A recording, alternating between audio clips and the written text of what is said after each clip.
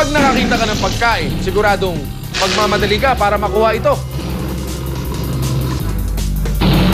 Gayon din sa hayop. At may gumagamit pa ng mga pamatay na taktika. Huling-huli yan sa Amazing Story number 2. Talabagan! Sunggabagan! Ito ang susunod na kalahok. Naglalagi siya sa mga tropical water sa buong mundo. Isa siyang hayop na mabilis gumalaw. Para sa isang snail o suso, mukha itong mabait at hindi nananakit. Pero kuidaw, dahil lang nakatago sa loob ng shell na yan, isang killer. Ito ang cone snail. Naghahanap siya ng mabibiktima para tusukin ng nakakalason niyang armas. Matindi ang bilis niyang umatake. Pero ang laso na itinuturok niya, mas mabilis umepekto.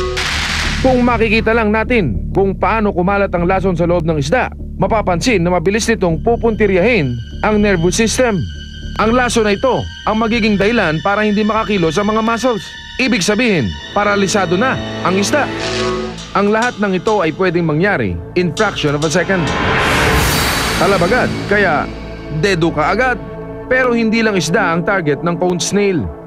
Ang mukhang inosenteng shellfish na ito, wanted sa 70 na kaso na pagpatay sa Pacific. Isang US Marine na nakabase sa Guam ang nakapost para sa picture taking ng dalawang cone snail nang bigla siya nitong sakmalin sa leeg. Namatay ang Marine pagkatapos ng 4 na segundo. Kaya sa susunod na makita nyo ang assassin na ito sa tubig, takbo na kayo!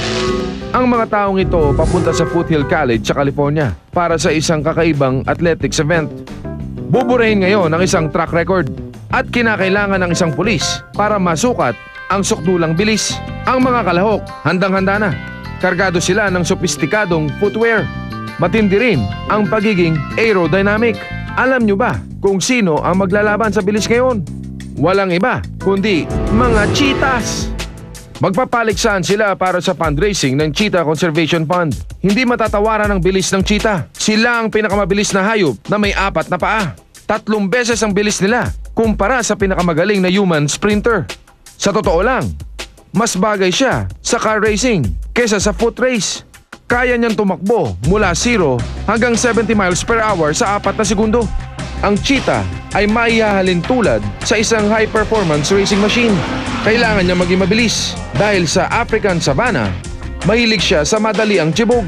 Gusto niya pag may pagkain, sunggab agad. Ang mismong pagkakalikha sa cheetah ang nagbibigay sa kanya ng lamang. Ang makina niya, pinalakas ng malaki niyang puso at baga na nakakasagap ng malamig na hangin na pumapasok sa pinakamalamig na butas ng ilong sa pamilya ng pusa. Ang chassis niya ay lightweight at flexible para masiguro ang pinakamahabang akbang. Ang cheetah, nag-iisang pusa na laging nakalitaw ang kuko dahil kailangan niya ang matinding kapit sa paghuli ng pagkain. Marami tayong matututunan sa pagkakalikha sa cheetah.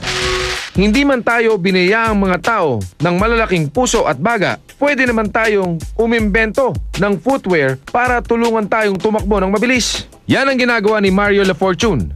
Ayon kay Mario Lafortune, kumakalap sila ng impormasyon tungkol sa motion, pati ang motion ng paa sa motion ng hita. At kapag napag-uusapan ng sprint, alam natin ang unang 30 meters per second ay kailangan magsimula sa 0 velocity hanggang 12 to 13 meters per second. At ang lahat ng puwersa ay nagaganap sa harapan ng sapatos. Kaya naman doon nila inilagay ang cleats para makagalaw at magkaroon ng puwersa para mapabilis ang pagtakbo. Balik tayo sa Cheetah Grand Prix. Sa bilis na 107 km per hour, si Shaka ang nanalo. Dito sa atin, may mga tumatakbo ring walang damit taon-taon. Pero hindi sila mga atleta, kundi miyembro ng fraternity. Tuwing Disyembre ito, ginagawa sa UP Campus sa Diliman. Ang tawag dito, Oblation Run. Kakaripas na ang top amazing story natin for the week sa pagbabalik ng Cops Amazing Stories!